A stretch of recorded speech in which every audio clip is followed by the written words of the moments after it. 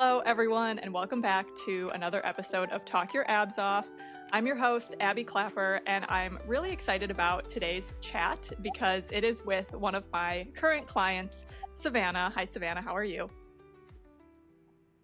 Doing I'm all right, great. Abby. So How are I you? just saw Savannah yesterday, and I have been working with Savannah for almost 2 years now, and I'm really excited to kind of talk about her whole journey with me. But she also has a really interesting path to how she got to where she is, and I'm really excited to share it. I think there's a lot of different aspects of Savannah's story that can resonate with different people. And Savannah is what I like to call my ideal client. So the type of person who I aim to work with, funny enough. And so once you get to hear about Savannah, maybe if that sounds like you, then maybe we should chat a little bit more. So, anyways, Savannah, thanks so much for joining me. I'm so excited to have you here. I met Savannah, like I said, probably about 2 years ago. We were working in a corporate office together. I was managing the fitness center. Savannah was an employee there, and so I got to know her a little bit, and then she started training with me while we were at that facility. And yeah, she's just got a lot of great stuff to share. Tell me a little bit about your relationship with exercise and healthy eating in the past, and then kind of bring it like full circle and tell me where it is now. Sure. Yeah. I mean, I have a long and varied history when it comes to health and fitness. I think when you grow up in the 90s and the early aughts and you're seeing people who are like size zeros be called fat while you're wearing the most low cut jeans that can possibly exist, you can't really have a healthy relationship with exercise. And the household I grew up in was very, I would say, disordered about exercise and eating. So my mother was somebody who ate very little. My father was very, very overweight through a lot of my childhood, discovered Atkins, discovered exercising, and has for the last 30 years of my life basically been on a diet and been exercising 2 to 3 hours every single day. So those were the examples I had. A mother who ate a bag of broccoli all day, and then a father who was on a very restrictive diet with very restrictive exercise habits. And so what I learned growing up was, well, if I just don't eat and I over exercise, I'm going to be very healthy. And on top of all that, I'm neurodivergent. So those habits could become very easily obsessions. When I was in college, I was getting up at about 5 a.m. so that I could go run and lift weights. And then I would go back to the gym after I took classes. And then I would go back to the gym a third time after I was done with some of the projects I was working on. And because I idolized that sort of work ethic, I was taking almost 22 credit hours at some of these points, which is something you actually have to get the dean to sign off on. But I thought that was cool at the time. And so what I was doing was I wasn't really treating myself well. I was getting up at 5 a.m. I was going to bed at 1 a.m. I wasn't eating right at all. And that has continued through my whole life in ebbs and flows where I would get into these obsessive cycles and fall off. And I would restrict my eating and I wouldn't eat healthy. I'm eating macaroni and cheese once a day and thinking that that's enough food to carry me, which is, after 2 years with you and really reviewing things with myself, a ridiculous way to live your life. And so when I look back at it, I'm like, oh, I don't ever want to be that way again. That's a really weird way to be. And you still hear that voice, but that's kind of where I came from before I sat down and I started working with you on things. Was just sort of this obsessive, restrictive. If I don't work out for 2 hours a day, it's not enough. A lot of cardio because my father is a cardio hound. That is one of the things he has done a lot over the years. Lots of marathons, lots of half marathons. He lifts now as well, but that was a lot of my childhood. Was like he's wearing the plastic bag and it's Florida and it's 100 degrees outside because he has to drink the 10 pounds of water weight, I guess he thinks he has. And I'm riding on a bike next to him and he's running 15 miles that way. And so that was kind of what it was for me, was this, again, overdoing it and then wondering why I can't keep it up. Why am I getting hurt? Why am I feeling so tired today? I was able to do 10 hours worth of exercise yesterday. I was able to do class and exercise in that, but for some reason I'm tired. Probably because I only ate a package of animal crackers yesterday. But at the time it sounded crazy. I watched my mom only eat a bag of broccoli every single day for 10 years. How can I not survive off of carbohydrates? But And, yeah, I think that thank you for sharing that, and I think, a lot of people can relate to that. I mean, the '90s and the early 2000s was really a wild time to grow up in, and I can probably guarantee that you are not the only one who grew up with, an experience like that, with parents who were doing diets all the time. I mean, that was the craze, and cardio was also everything that was shoved down our throat was, "You need to do cardio and you need to be on a diet." So I think, unfortunately, that's not a unique experience. I mean, granted, you had it, coming from both sides, from mom and dad, where a lot of times it probably comes more so from mom's side. But but yeah, that definitely can lead to a lot of like that disordered eating and just having a really bad relationship with exercise and with food. Yeah, and hating it, like hating everything about it, because it was never done with joy. It was always done with sort of this obsessive need to be what the media was showing me, what I was looking at in my own home, listening to my parents fight when I was a kid about my brother and I and our weight at the Mm. time. And that's, you don't really think about it when you're a kid. You're just like, mom and dad are fighting. But knowing that was like in my head, I might be a little too heavy, but I'm like 10, I'm not even Mhm. supposed to be thinking about whether or not I'm too heavy at 10 years old. And it sticks with you. And again, when it's coming from the media, it's coming from your parents. And again, a father who really did struggle with his weight. He was probably maximum 300 pounds at one point. He's not Mm. very tall.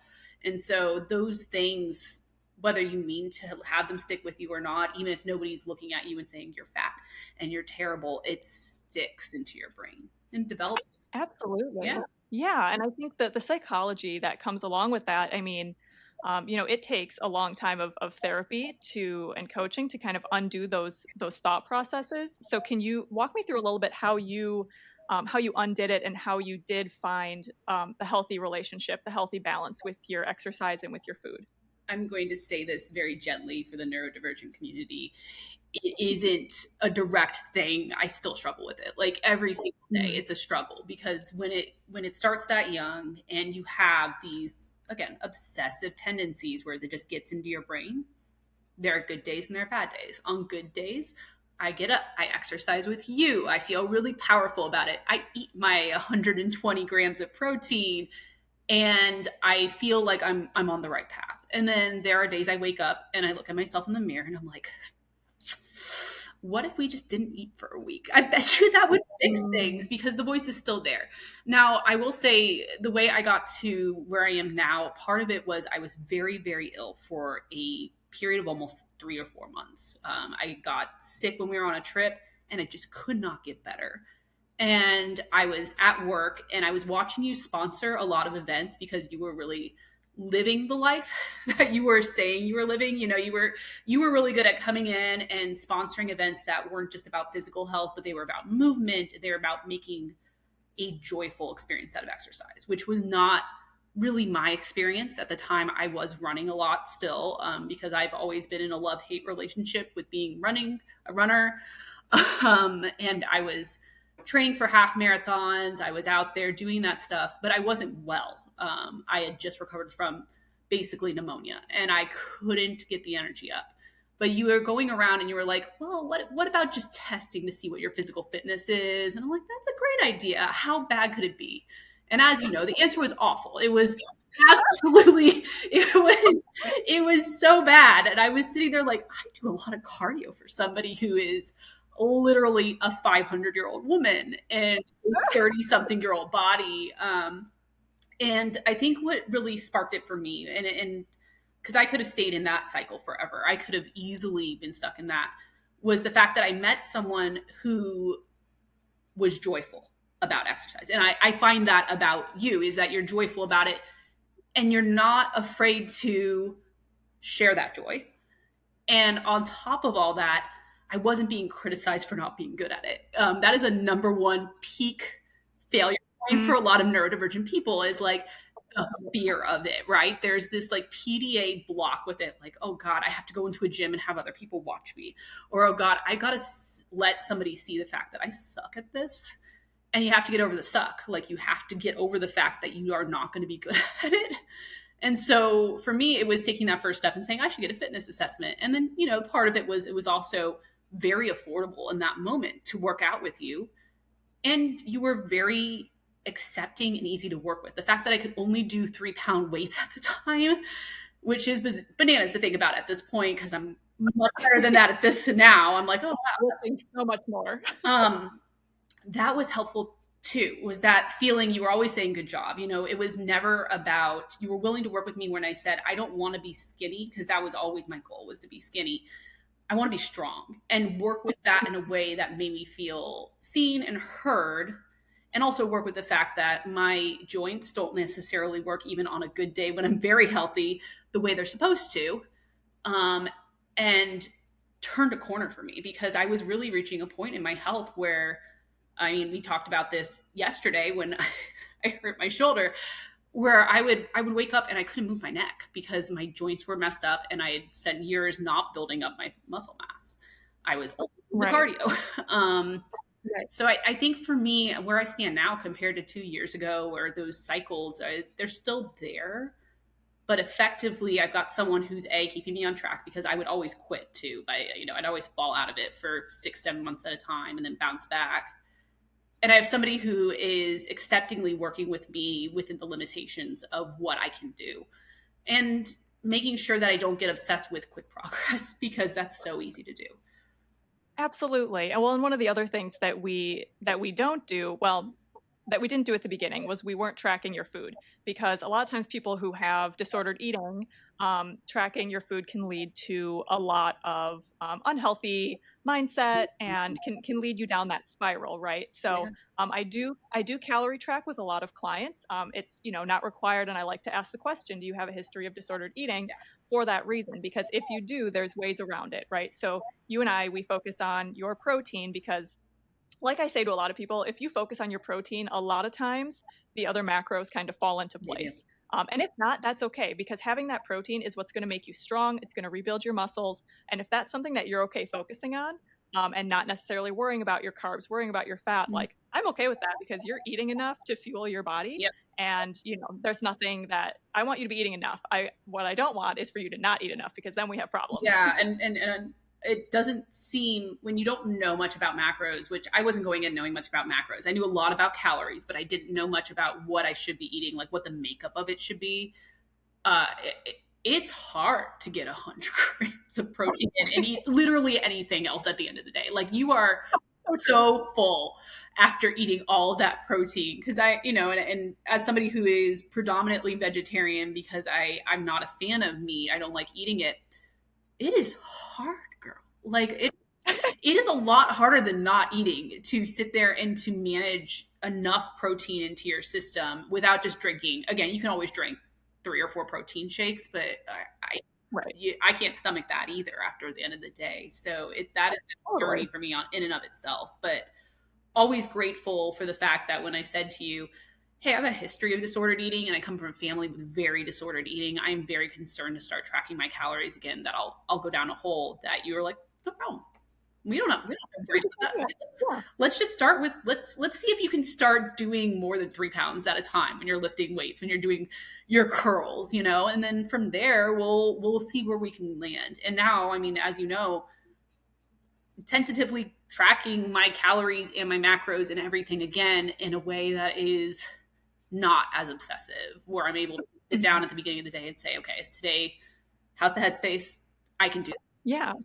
Right. And you made that decision, right? Like, you decided that you wanted to kind of start tracking just to see where you were at. And I think that's awesome. And I also think that it's such a good thing that you are checking in mentally before deciding if you're going to track that day at all. Yeah. If it's not a good mental health day, or if it's a big dysautonomia day, like, I'm just like, all right, you know what? Fine, let's eat mac and cheese. It's a mac and cheese day. It's a whatever I can do today to make sure that I do eat enough. Yep. That's enough. That is enough. And that's one of the things I try to keep in mind. And that's one of the things I tell other people is, like, not every day has to be perfect. It is whatever amount of effort you have is your 100%. Well, that's it. It's not 100% maximum Savannah getting up at 5 a.m. and going to bed at 1 a.m. the next morning. That's not 100%. That was 100% at the time, probably 150 to 200% at the time.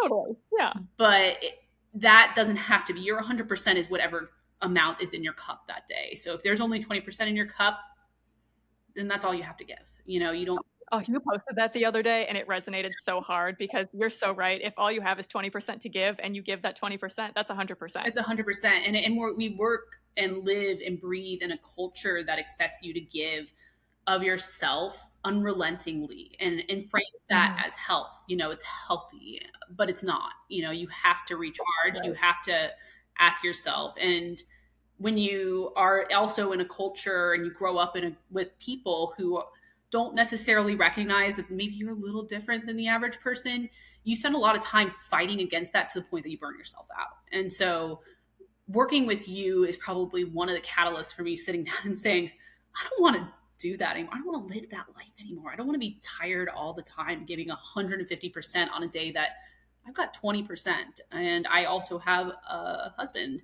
and some dogs, Mhm. and I've got friends, and I've got to work. If all I can do Exactly. is try to get 8,000 steps in the day, great. If I only get 5,000 that Yeah. day, that's also great. That was getting up and moving and listening to my body. So, Exactly. And it's telling yourself that that's enough, right? That you don't have to be doing 20,000 steps a day, even 10,000 steps a day, and still being able to, go from there. yeah. So one of the other things that, well, one of the many things that we're going to talk about with Savannah today, when I first started working with Savannah, she mentioned having hypermobile joints. So if you have hypermobility, you know what I'm talking about. Hypermobility basically just means that your joints are just extra mobile. So here's an example. Savannah, I'm going to make you do a party trick for me. So if you're watching on YouTube, you can see it. So if I try to take my thumb and bend it to my forearm, there's probably like 2 inches in between my thumb and my forearm. Physical therapists look away. Savannah can touch her forearm with her thumb, which looks so painful, but does not cause her pain. Yeah. So Really, she's got it on both. yeah. And so that's how a lot of the joints that's how a lot of the joints are. And I know that there are, probably many people out there who are hypermobile. So when Savannah and I started working together, she said, hey, I've got hypermobility, showed me her party tricks, and I went, oh good, we're going to start working on stabilizing these joints because they are all over the place. So that's why we started really with those light weights, so that we could teach the joints how to move properly in a safe way, so that we could eventually start adding weight and working on muscle growth and things like that. But a lot of times for people, stability is one of the main things that you should focus on before adding tons and tons of weight. I don't know, what do you think, Savannah? I'm aligned 100% with that because a lot of my neck, shoulder, back, all the pain that I was experiencing was because when you grow up a hypermobile and you don't realize you're hypermobile, I think that's really important that I take a step back there to explain this. I grew up in a family that's probably very neurodivergent, very hypermobile, has all these different issues that tend to be connected, but I was told I was normal. And so that's because my family, everybody's like this. And so nobody could see that there was something wrong. Because I want to take the sort of like parental villain out of this, because I think sometimes when you grow up and then you realize that you do have all these issues, that you're hypermobile, or maybe you have some form of dysautonomia and you were like a kid and you're telling your parents like, hey, I don't feel normal. And they're like, no, you're normal. Everybody in our family is like that. It's because they don't realize, because it's their normal too, right? They don't realize that there is something out of line there. And I desperately want everybody listening to hear this. If you went to your parent as a child and you said, hey, mom and or dad, I think there's something different about me. And their reply was, no, everybody in our family is that way. I was like that as a child too. Go see a doctor. Go see a doctor. Go see a professional. That parent was doing that out of love, probably, hopefully, but they were probably wrong and they probably have the same problem. They are the ones that gave that to you. Doctor. Um, Go talk to a doctor. I mean, honestly, they probably don't get diagnosed. I mean, a lot of times our parents, weren't diagnosed with the things that we are now noticing and that we go get checked out, right? yeah. And so I wasn't until literally just diagnosed like 4 or 5 months ago, because I showed all my party Mhm. tricks to my PCP and she just looked at me and said, that's not normal. That's what this is. And we went through the process, right? And there's a multitude of issues that come out of knowing that you're not normal, being told you are normal. And part of it is when you're hypermobile, your muscles acclimate to that. They start moving in weird ways. They start developing in weird ways, and they don't work to stabilize your joints the way that you need. And so when I was coming to you, like, you could see all my party tricks because there's a ton of them, but that's the easy one to show, right? I remember that you would ask me where I was feeling things when I was lifting weights, and I would have to say, I'm not feeling it there. I don't know actually where Mhm. I'm feeling it because I was using different muscle groups than what you would expect because that's how my joints were learning how to move when I was a kid. And stabilization training, which is what we started with, and now we're building to bigger and better things all the time, has literally changed my life. And I need people to hear that. Like, it's hard to do. And if you're neurodivergent on top of it, there are plenty of days that the spoons are not there, but it's so worth it. I used to have neck and shoulder and back pain literally all the time. You and I were talking about an instance recently we're talking about it. It hasn't happened recently, where I was in so much pain I could barely walk because of something going on in my shoulder and neck. I pulled a similar muscle yesterday. Stabilization training, and of course, your recommendation to not stand around like a little broken chicken wing all day, means that today I feel a lot better. Before, that could have set me back a week. I could have been literally mainlining Advil and Tylenol. And now it's like, Totally. okay, my muscles are built up. I need to work at it. I need to use the Theragun on it. I need to make sure I keep moving, but I can't. And Mhm. that is like one of the biggest things I want to emphasize is within your abilities, because everybody's different. This is my personal experience. My hypermobility does not prevent me from doing things most days. And some people it really does. Try. If you have the spoons to do it that day, try it. Start with the lightest weights. It doesn't matter. But that stabilization will help over time. And a lot of you are probably working with PTs and stuff like that. I'm mostly working with strength training. It is worth it. It is so worth it.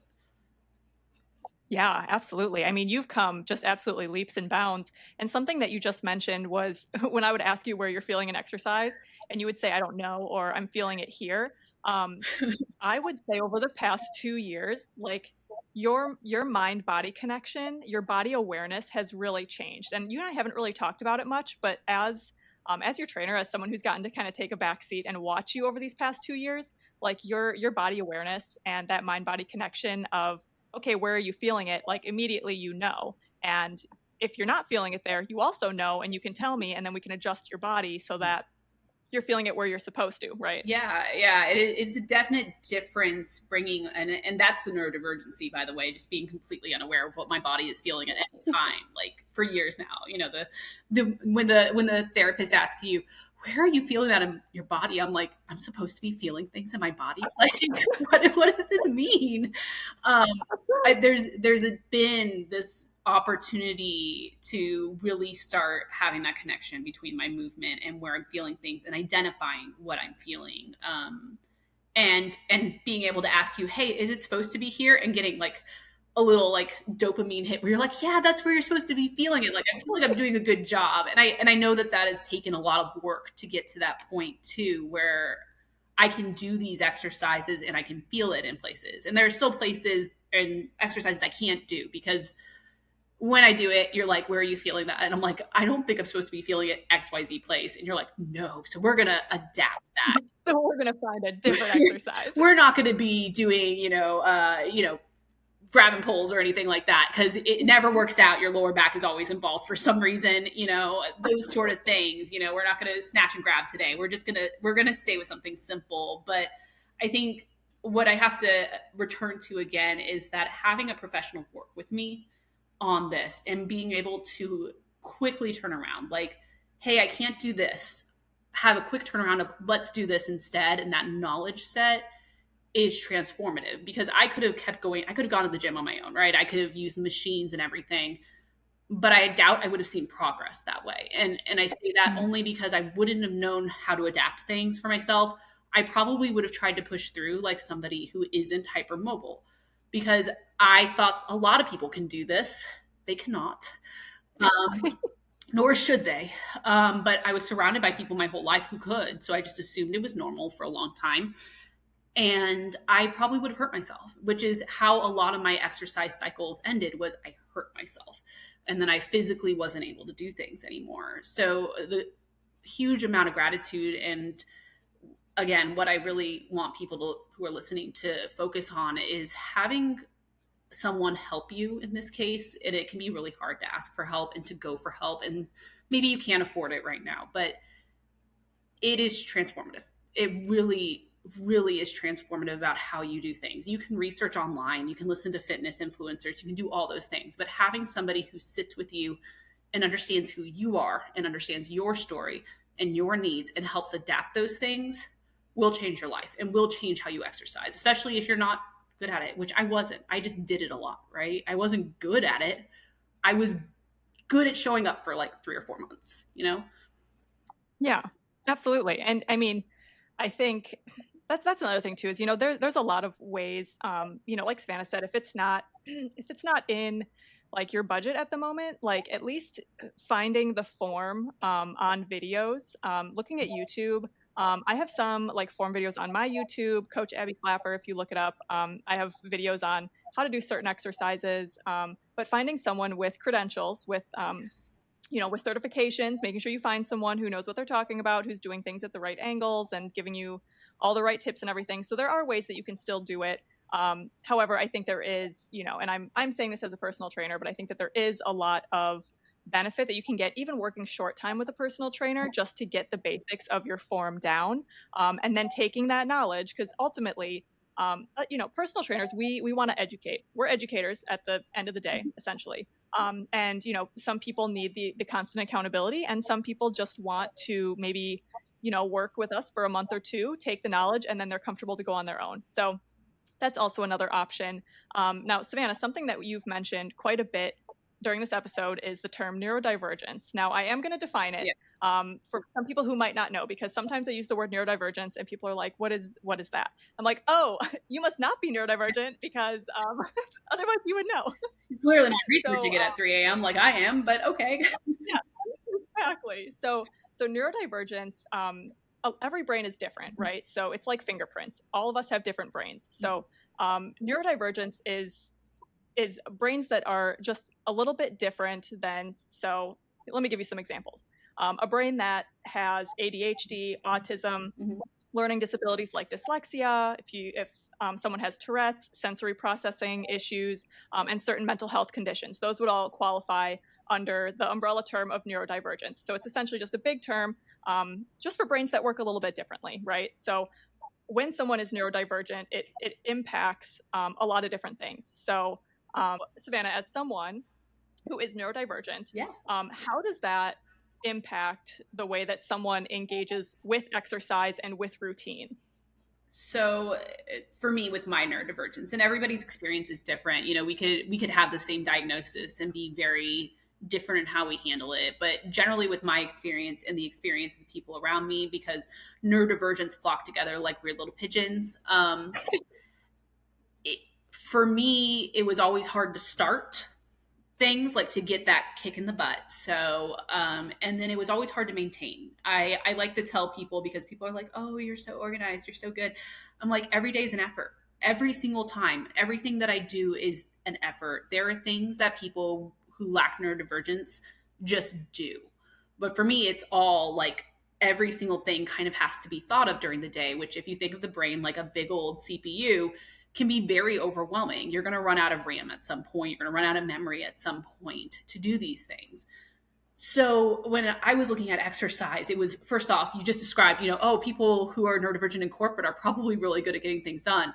I was, because I was also a perfectionist, oldest daughter, all these sort of things. I'm sure, we can unpack a whole bunch of the neurodivergent psychological talk here, but I am very good at getting things done. I am very good at covering up the fact that I have to think about every single step to get something done. I have to think about from start to finish things that are habits. So, like, do you think, you can ask yourself this, people at home, do you think about every step of your getting ready for work? Probably not all of it, because some of it is just routine. It's habit. You've been brushing your teeth since you were a little kid. You're probably not thinking about that. I am.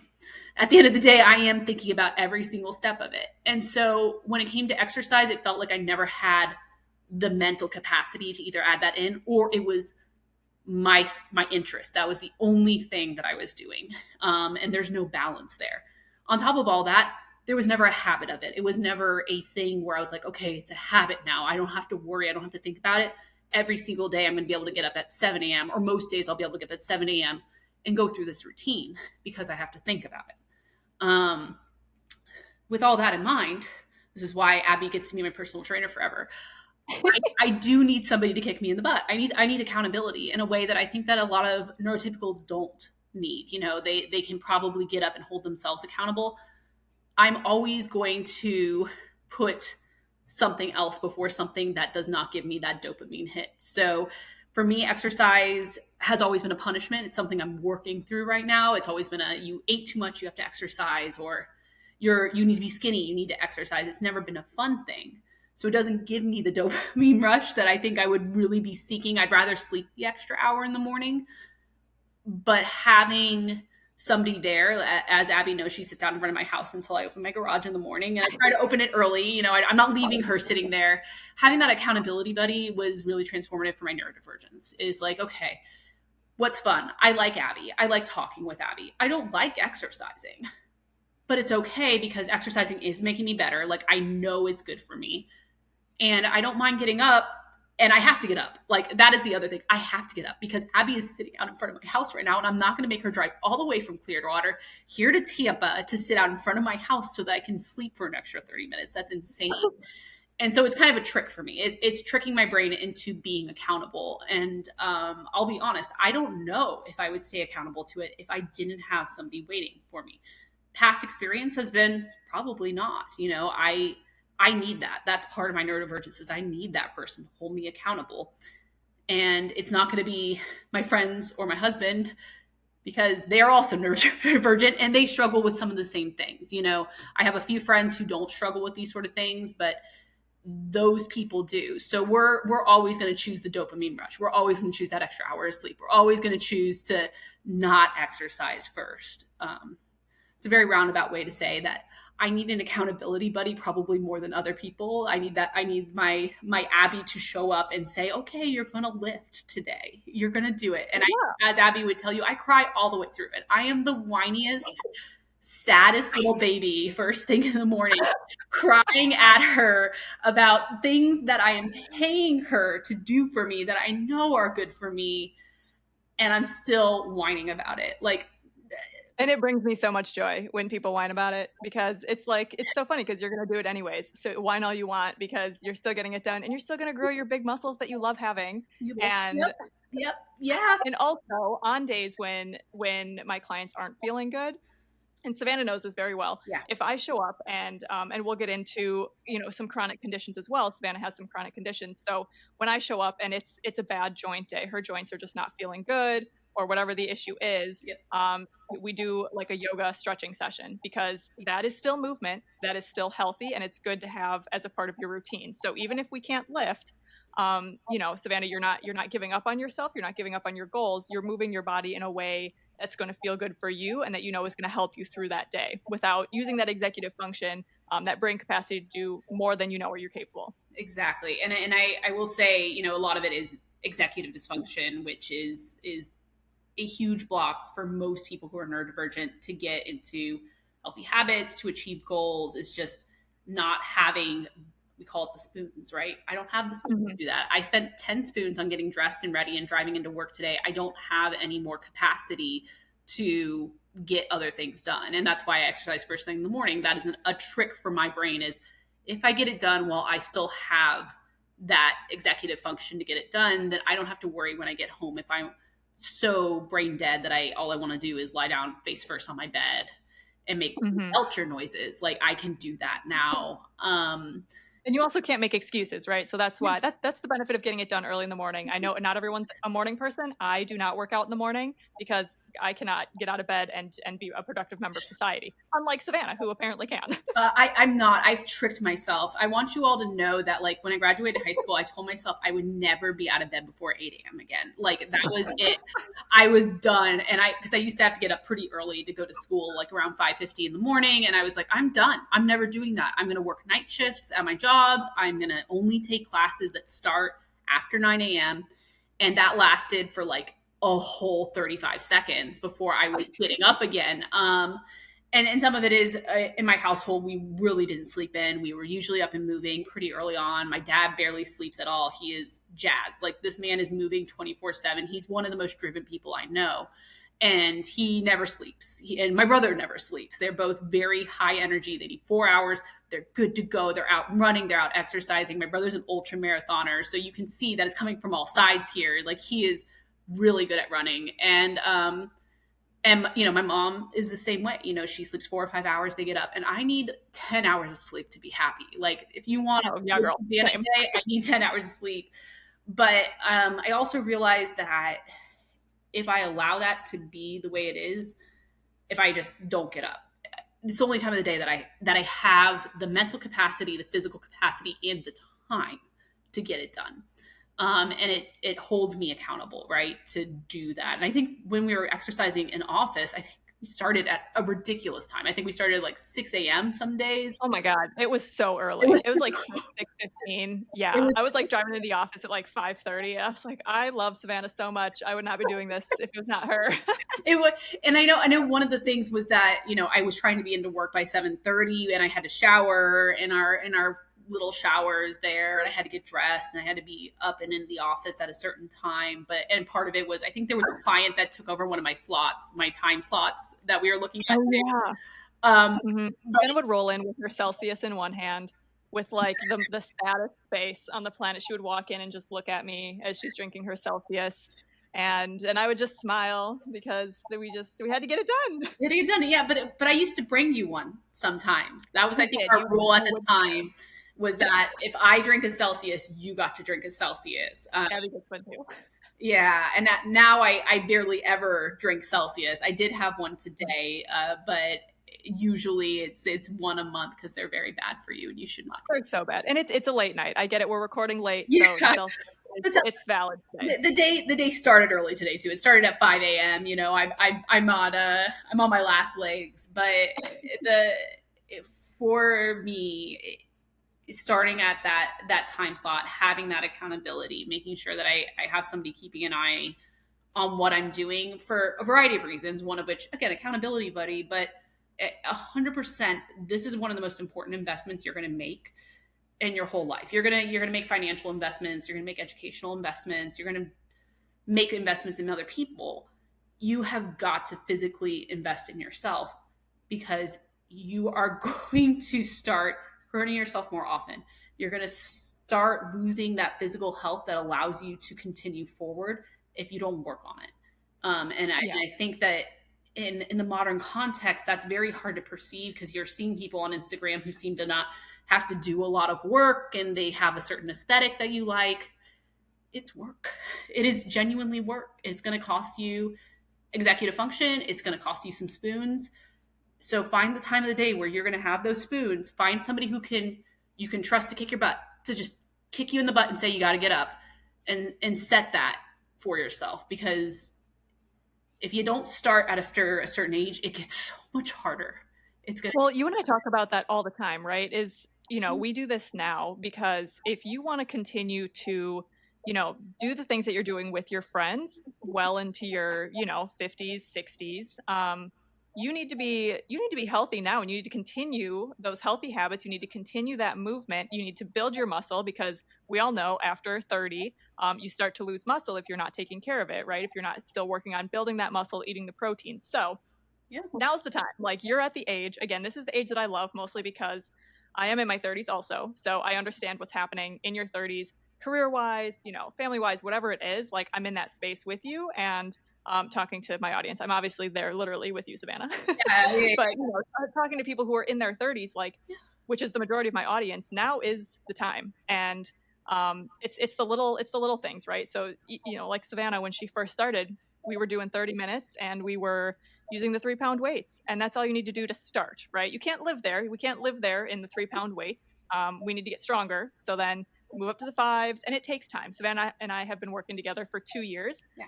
And there are still some exercises that, depending on the day, maybe need to drop down and weight a little bit. But it's, even her light weights, her quote unquote light weights that she's using now, is more than she ever used, 2 years ago. Oh yeah, definitely.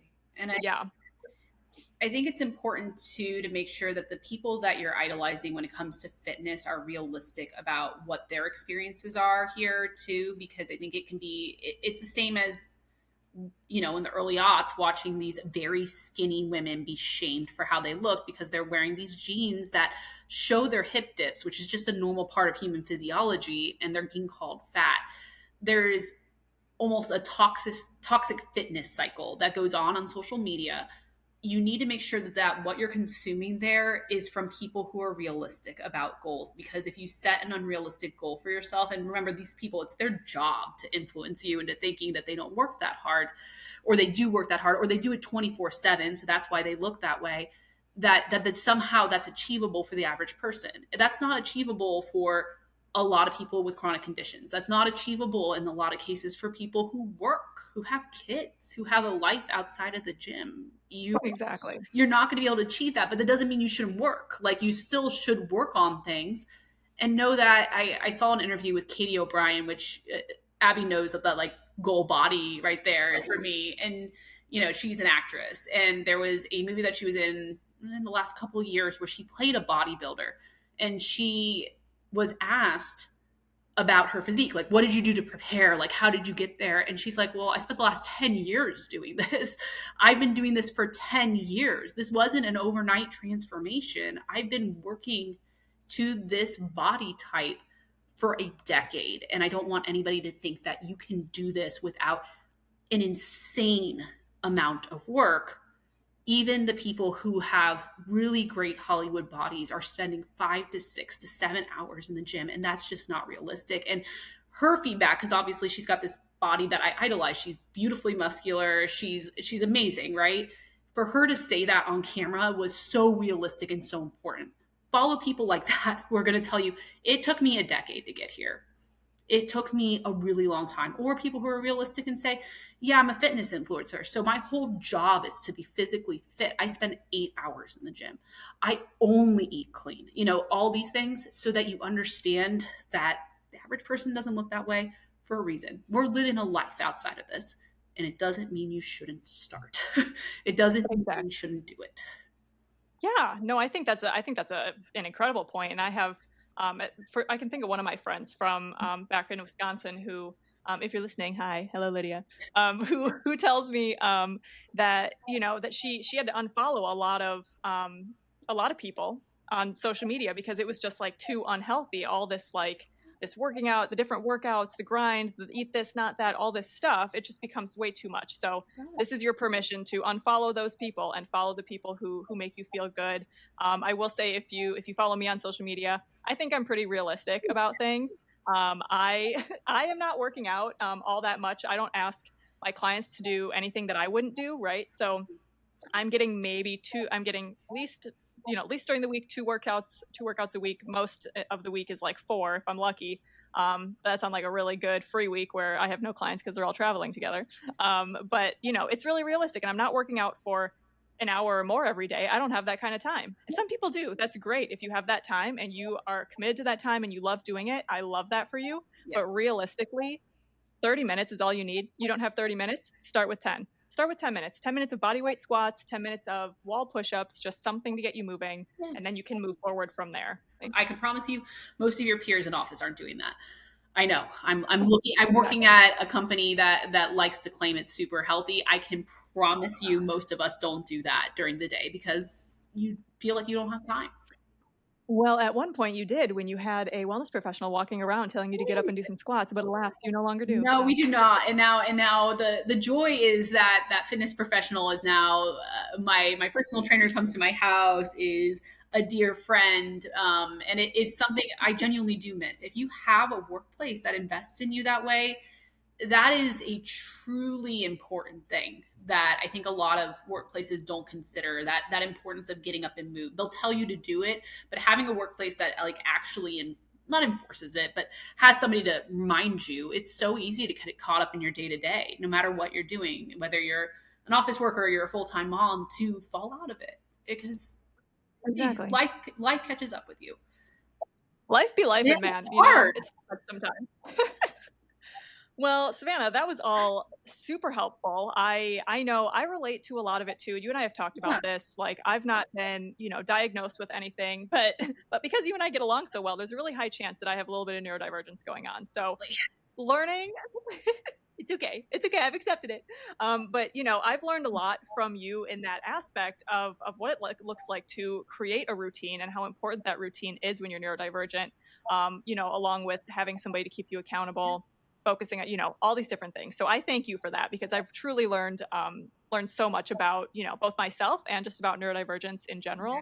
And as a trainer, we also I love to learn, so learning about how to handle hypermobility, learning how to deal with neurodivergence has been a huge growth area for me, and I can only thank you for that, so I really appreciate that. Yeah, I do remember when we were first training together and you were talking about specializing as a trainer, like what direction you wanted to go. And at the time, you're like, I think I really want to work with strength training for runners. And I'm like, that is amazing. Because at the time, I was running a lot more too. So I was like, that's perfect. That'll be so good for you. And then I started introducing you to all my friends who also needed people to support them in their health goals. And I think there was a point where I'm like, you remember when you wanted to do that?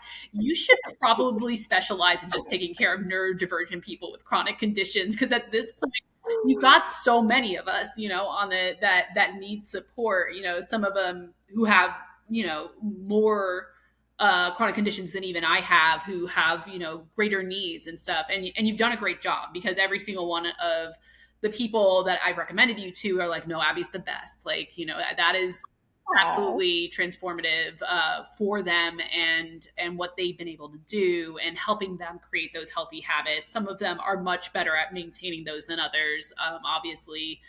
But looking at that specialization, it's hard to find in the fitness industry. I imagine if I had ended up with a different sort of personal trainer who wasn't willing to work around those things with me, I probably would have quit. And that's because it would have gotten too hard. It wouldn't have been fun. It wouldn't have been somebody I enjoyed spending time with, but also there would have been days where I was really hurting, where I would have pushed through it, because that's what I've done my whole life, right? It's just push through. Right. And there would have been a point where I just would have stopped. I would have stopped going because it would hurt all the time, versus now when I'm hurting too bad, let's do some yoga. Let's do some stretching, let's lower the weights. Mhm. And that isn't the experience that everybody I know has. A lot of times you get pushed in a way or that you're not trusted to know your own body, and that's Mhm. terrible, right? Yeah. That's how some of the fitness industry is. So Yeah, I 100% agree with that, and I'm glad that that's been your experience, and I hope that more people can have an experience like that because I think there is still a lot of learning that the personal training community has to do if they took the time to, really look at some issues in a different light. However, that's not everybody, right? That's not everybody's experience. That's why I say if you're going to look for a personal trainer, you can interview that personal trainer. You're allowed to ask around, right? And ask, how do you handle this? How do you handle that? Have you worked with someone with this condition before? I think are really important questions when you're looking to work with someone. So just keep that in mind. Yeah. All right. Well, Savannah, I welcome you to the last part of my show called Absolution, where we find something toxic in the fitness industry that you think we should absolve ourselves of, and then we absolve it right here today. we've kind of talked about most of mine already. One of which is unfollow people who live an unrealistic expectation, like that put those burdens on you. It's not worth it. Follow people who are going to be honest and truthful about the experience of being physically well, about eating healthy. One of the people I follow, one of my greatest shames is I'm addicted to soda. So, and diet soda specifically. And I've spent many, many years being told, oh, that'll kill you, that'll kill you, that'll kill you. I follow people who are fitness influencers who have amazing physiques who say, are you drinking 10 a day? No, you're going to be fine. Drink that Diet Coke, eat within reason. Follow those people who are going to work within your lifestyle to help you make healthier choices. Don't go for the people who make you feel ashamed of who you are, or ashamed that you can't work out for an hour, or make you look in the mirror and say, I'm not enough. It is good to have goals. It is always, I'm not telling you not to have goals, like to have that fitness physique that you want to achieve and all that, but don't follow people who aren't realistic about that. That's like my number one that we've already talked about. My other one is a reminder to neurodivergent people who really, really like to have things done quickly and to be the best at things. And that is, I'm going to talk a little bit about the iron triangle, which is a project management term. It's known as a couple of different things, but we'll call it the iron triangle for this, which is each corner is cheap, fast and good. So if you want it cheap and fast, it's probably not going to be good. If you want it fast and good, it's not going to be cheap, so on. You can only have two of those things. And it really applies to fitness. And I think we can pull out good with and put in healthy, right? If you want it to be fast and healthy, it's probably not going to be cheap. You're probably going to need to get a nutritionist involved. You're probably going to need to get a personal trainer involved. It's not going to be cheap also from the perspective of your time. You're going to have to put a ton of time into it to do it right. If you want it fast and cheap, it's probably not going to be healthy. I've spent my whole life doing fast and cheap, which is to say not eating right, being a cardio bunny, running 8 to 10 to 15 miles, at a time. It's not going to be good. You're going to develop bad habits. And so when you're asking yourself, what do I want from this?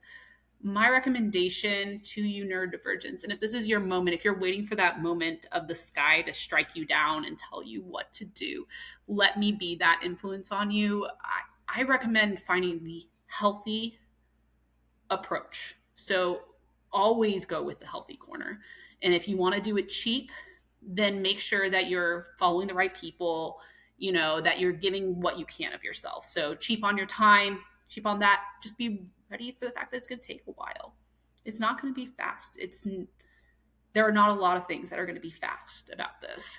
If you want it to be fast, do it the right way. Find yourself a personal trainer. Find yourself a nutritionist. Find yourself all the people who are going to support you through this journey, because it's not going to be easy if it's fast. It's going to take a lot of time. It's going to take a lot of money. And you're going to have all your tools in your arsenal, or you're going to hurt yourself.